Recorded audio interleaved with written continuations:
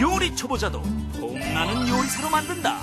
친절한 설명과 손쉬운 레시피로 요리를 만만하게 만드는 인기 요리 연구가 김은경. 입맛이 떨어지는 이 계절에는 가족들을 위해서 흔하게 구한 재료지만 색다른 별미 요리를 준비하는데요.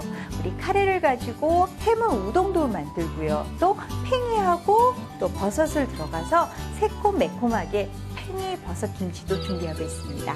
이번 주에는 야무진 손맛으로 사랑받는 김은경 선생님과 봄나는 요리 만만하게 만들기를 함께합니다. 기대 많이 해주세요.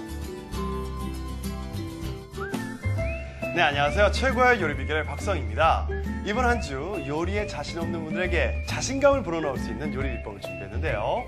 아주 폼나는 요리를 만만하게 만들어주실 최고의 요리 연구가 김은경 선생님과 함께하겠습니다. 안녕하세요, 선생님. 안녕하세요. 잘 지내셨어요? 네, 잘 지내셨어요? 그럼요. 예. 아니 근데 네. 오늘 요리는 폼나는 요리를 만만하게 만드는 네. 그런 요리입니다. 주부님들이 가장 좋아하시는 그런 종류죠. 만만하게 짧은 시간 만만하게. 내에. 네, 그러면서 폼나게. 폼나게 어떤 네. 요리인가요? 오늘 첫 번째 요리는요. 해물 카레 우동하고요. 네. 또 팽이 버섯 김치 만들어 볼 겁니다. 새롭네요. 우동인데 네. 해물 카레 우동 네. 그리고 팽이 버섯 김치입니다. 재료부터 알아보죠.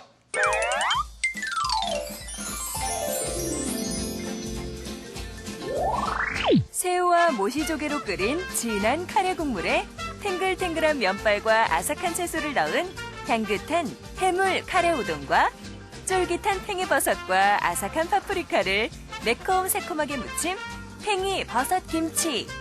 재료 알아볼까요? 해물 카레 우동 재료는 새우, 모시조개, 우동면, 숙주, 양배추, 양파, 대파. 양념 재료는 고형 카레, 간장, 청주, 물. 팽이 버섯 김치 재료는 팽이버섯, 노랑 파프리카, 주황 파프리카. 양념 재료는 고춧가루, 2배 식초, 매실청, 까나리 액젓, 황설탕, 깨소금, 참기름이 필요합니다. 오늘의 요리, 해물 카레 우동과 팽이버섯 김치. 재료 준비 끝!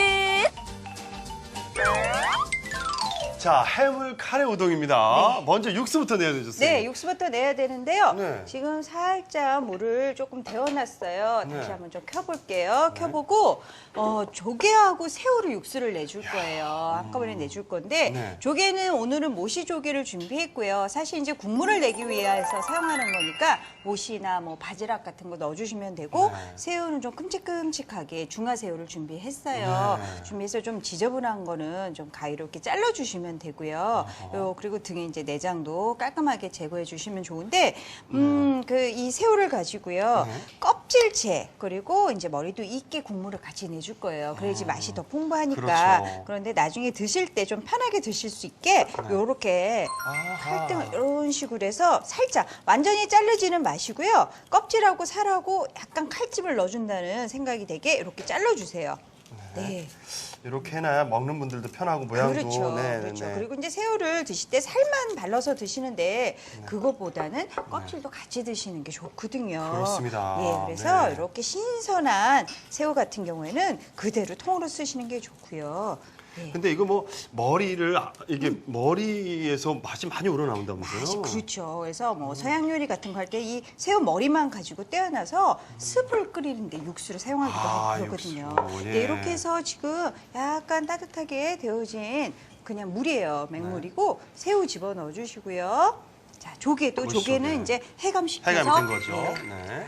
이렇게 조개도 같이 넣어서 이게 이제 조개 입이 벌어질 때까지 네. 끓여주세요. 아니 저 같은 경우에 조개를 해감을 다 시켜서 네. 따로따로 봉지에 넣어가지고 네, 네. 냉동실에 넣어놨다가 육수 네. 낼 때마다 꺼내도 괜찮죠, 그래도? 괜찮아요. 뭐 신선한 거는 예. 발화해서 한 게 드시는 게 좋긴 하지만 네. 그런데 뭐 국물 낼 때는 국물 낼 괜찮아요. 때는. 예, 네. 그렇습니다. 자, 이렇게 해서 일단 국물, 육수는 조개하고 새우로 준비하고요. 네, 그리고 이제 그다음에 같이 들어가는 채소를 좀 손질을 할 건데요. 네. 오늘 양배추하고 양파, 숙주, 대파를 준비했어요. 우선 네, 네. 잠깐 내려놓고 양배추를 같이 썰어줄 건데요. 얘는 이렇게 좀 채 썰어서 준비해 주시는데 채 썰어서요, 네. 한 3, 4cm 길이로 해서요. 잘라서요. 약간 사각형, 직사각형 네모지게 이렇게 잘라주세요. 이런 식으로 모양이 일정하게 뚝뚝 썰어서 이렇게 준비해 주시면 됩니다. 네, 이렇게 해서 썰어서 또 요것도 같이 여기도 올려놓고. 올려놔 주시고요. 그 다음에 여기 보시면 양파도 채 썰어 주시는데요. 요거는 양파를 보면 이제 결이 있죠. 길쭉길쭉한 결대로 해서 한 5mm 간격으로 이렇게 썰어 주세요.